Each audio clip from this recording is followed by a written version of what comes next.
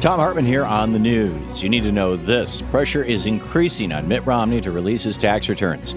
Now, at least 15 prominent Republicans, including George Will, Bill Kristol, and former RNC Chairman Michael Steele, have joined the chorus calling on Romney to release more tax returns. It's become obvious in recent weeks that Mitt Romney is trying to hide something, either illegal or embarrassing, by not releasing his tax returns. And now, to distract voters from that issue, Romney's releasing his attack dogs to echo the same old racist talking points that President Obama is not really an American.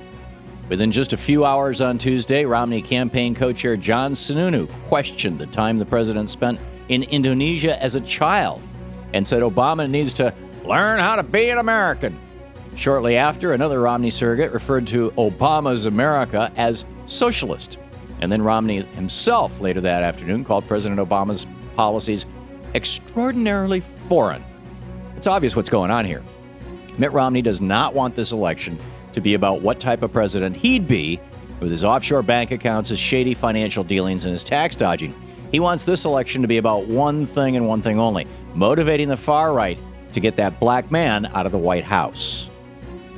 In screwed news, the heirs of the Walmart fortune, the Walton family, have gotten a lot wealthier since the Bush recession began in 2007, while the rest of us have gotten a lot poorer. According to data from the Federal Reserve, median family wealth in America dropped by nearly 40% between 2007 and 2010. But during that same time, the wealth of the Walton family increased 22% to nearly $90 billion. So now the 6 Walton heirs have more wealth than 48 million American families, or more than 41% of all American families combined. And yet, despite the incredible wealth disparity, Republicans in Congress are pushing for even more tax breaks for the Walmart heirs and other millionaires and billionaires who fund Republican candidates.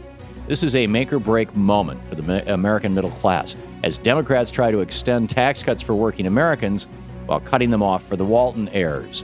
We'll see if Republicans go along with this common-sense solution, or if they hold the middle class hostage so that their billionaire buddies can hoard even more wealth. Stay tuned. In the best of the rest of the news, here's a tale of two visions for American education. Today, President Obama unveiled a $1 billion plan to increase American achievement in science, technology, and math. The program hinges on rewarding high-quality teachers with salary bonuses and hiring more teachers to close the education gap between American students and their foreign peers. On the other side, Republicans have just released their vision for an American education system. Reviewing House Republicans' funding bill for the Department of Education, Republicans have slashed funding for a program to turn around low-performing schools, eliminated funding for President Obama's top education reform initiative, Race to the Top.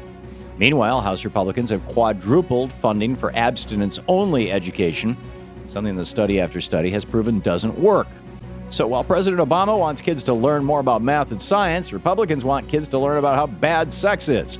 So much for preparing the next generation for the jobs of the future, right?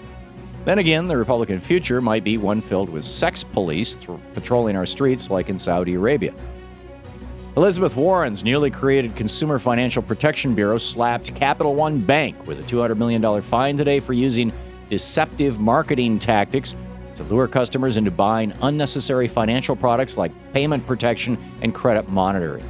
Capital One is now the first bank to get hit by the consumer watchdog groups created by the Dodd-Frank Wall Street reform law. Capital One will have to reimburse customers to the tune of $140 million. This is what happens when consumers finally have an agency on their side fighting back against the big banks. No wonder House Republicans are, right now as we speak, trying to defund this agency. Oil drilling in the Arctic is set to begin in the next 3 weeks, despite warnings from scientists that it could lead to unprecedented environmental disasters. On Monday, activists with Greenpeace rallied across Europe in the UK, Denmark, and Germany to protest future Arctic drilling plans. As many as 77 Shell gas stations were shut down, mostly in London. As one Greenpeace lead Arctic campaigner, Jackie Dragon, said, Shell can't keep its drill rig under control in a protected harbor, so what will happen when it faces 20-foot swells and sea ice while drilling in the Arctic? Shell cannot be trusted, and President Obama should not let its Arctic drilling program move forward. End of quote. The United States is currently in the midst of the worst drought we've seen in over 50 years, on the heels of extreme heat and freak weather. If we let the oil barons get away with turning the Arctic into their latest Gulf Coast, we do so at our own peril. And finally, meet Matt Drudge, the biggest purveyor of misinformation and wild conspiracy theories on the internet. According to a report by the Center for American Progress, the Drudge Report has posted links to crackpot far-right conspiracy websites more than 180 times in just the past year alone. The Drudge Report is the go-to website for the conservative movement and the source for most of the far-right paranoia in this country. Mitt Romney himself admitted that Drudge is his favorite website. So exactly what kind of fake news is Drudge pushing? Well, things like how the president secretly worked for the CIA in Pakistan, and how Andrew Breitbart was secretly assassinated, and how the president is going to hunt down conservative journalists in his second term. Oh, and how Bill Ayers paid for Barack Obama's college education. Matt Drudge doing his part to dumb down the electorate just ahead of the November election, and our nation is worse off because of it. And that's the way it is today, Wednesday, July 18th, 2012. I'm Thom Hartmann on the news.